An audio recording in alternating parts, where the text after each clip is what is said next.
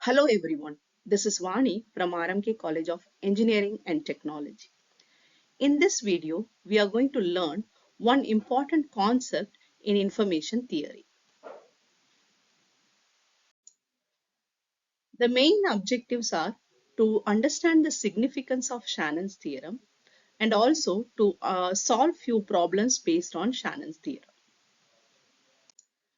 Shannon's theorem is also called as Hartley-Shannon law, channel capacity theorem, information capacity theorem. Mainly it gives idea about the channel capacity, how much information can be transmitted through a channel. Or we can say that it mentions about the upper limit, the amount of information which can be transmitted through a channel with minimum noise. Actually, wireless communication has become a very much important communication in our life. All the gadgets, all the communication, whatever we are enjoying, is the evolution which has taken place in the digital communication and wireless communication era. So there must be a law which states that how much information can be transmitted over a communication channel between the transmitter and receiver, right? So that theoretical limit was set by Shannon around 1948, where the theorem tells the maximum rate at which the information can be transmitted over a communication channel with specified bandwidth in presence of noise. If we see this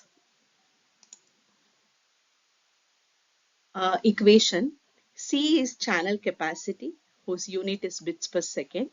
B is the bandwidth of the channel.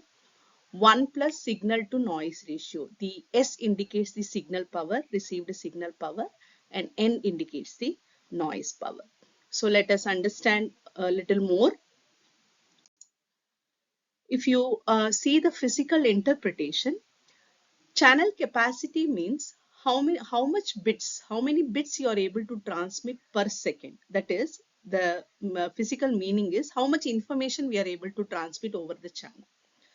And B is the bandwidth of channel in hertz. S is the average received signal power in watts. N is the average noise power in watts.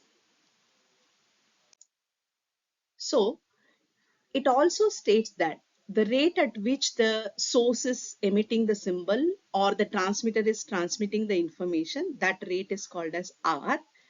If the rate at which the transmitter transmits is less than or equal to the channel capacity, then there exists a coding technique such that the information can be transmitted over the channel with the least probability of error, right? That the meaning is that we are transmitting the information which is at the less rate compared to the channel capacity. So the loss is minimum. At the same time, if we have the transmission rate is much higher than the channel capacity, then there is no possibility that we can get error-free transmission. So C is the maximum possible error-free information transmission rate. C sets the limit, and it was introduced by scientist Shannon. That's why he is also called as father of information theory. Now there is important trade-off concept between bandwidth and SNR. Now if we assume that the equation that we know that the equation is C is equal to B log to 1 plus signal to noise power, right, where the noise power is given by N0B. Now if we are assuming case 1 that my signal power is very high, right, and my noise power is low, bandwidth is the limited constant bandwidth. In that case, I can get very good capacity. Case 1 is we are assuming that signal power is high, noise power is less. So we are getting the concept that capacity is high. Now case 2, I am assuming that my bandwidth is high. Signal power, I am fixing some constant level. My bandwidth is high, right? So when my bandwidth is high, it is also understood that the noise introduced in the bandwidth is also high, right? So in that case, I'll get the capacity which is less because this ratio is in such a way that the denominator is more and the numerator is less. So in that case, my capacity decreases. So there is always trade-off between bandwidth and SNR.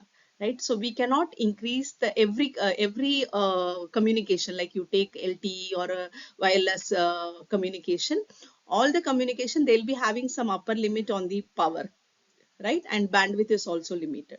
So we cannot have the capacity as infinite. We can have the capacity always as finite bits per second.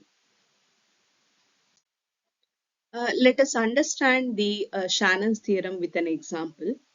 As per the statement, a telephone line normally has a bandwidth of 3000 Hertz in the range from 300 to 3300 Hertz. 3000 Hertz is taken. It is assigned for data communication. The SNR is usually 3162. What will be the capacity for this channel? So if we see here, the formula is channel capacity C is equal to B log to 1 plus SNR. Now bandwidth is given as 3000 Hertz. So if we substitute that here, and SNR is given as 3162, that also we are substituting here. So 1 plus 3162 becomes 3163. Now we need to know how to calculate the value of log scale with base 2. So the formula for that is log of any value with base 2 is equal to log of x with base 10, log of 2 with divided by log of 2 with base 10. That is, already we know how to calculate with base 10, right? So we are converting the log with base 2 in terms of log with base 10. If we apply this formula to this, we are getting the equivalent value as 11.62. And if we multiply, this is the channel capacity value. Either you can write like this, or we can write 34.86 kbps, right? So that is the capacity for this particular example. Another example, if I take, given that the SNR in dB is 36 and the channel bandwidth is 2 megahertz, calculate the theoretical channel capacity. So the SNR is given by 36 dB, and the general formula for SNR is 10 log with base 10 SNR, right? So this is actually equal to 36. If we take this 10 below 36, it becomes 3.6, and 10 to the power of 3.6 is 3981. That is the decimal value of SNR. Already the value was given in dB. We are converting into normal decimal value.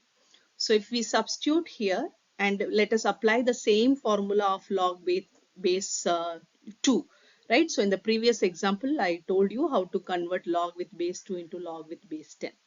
If we apply the same, the capacity we are getting as 24 Mbps, right? So given the value of SNR and bandwidth, we can easily calculate the channel capacity. The meaning is how much information we are transmitting per second, or in other words, how many bits we are able to transmit per second through a channel. So as a summary to this video, we have learned what is Shannon's channel capacity theorem, and we have solved two problems based on the theorem. Thank you.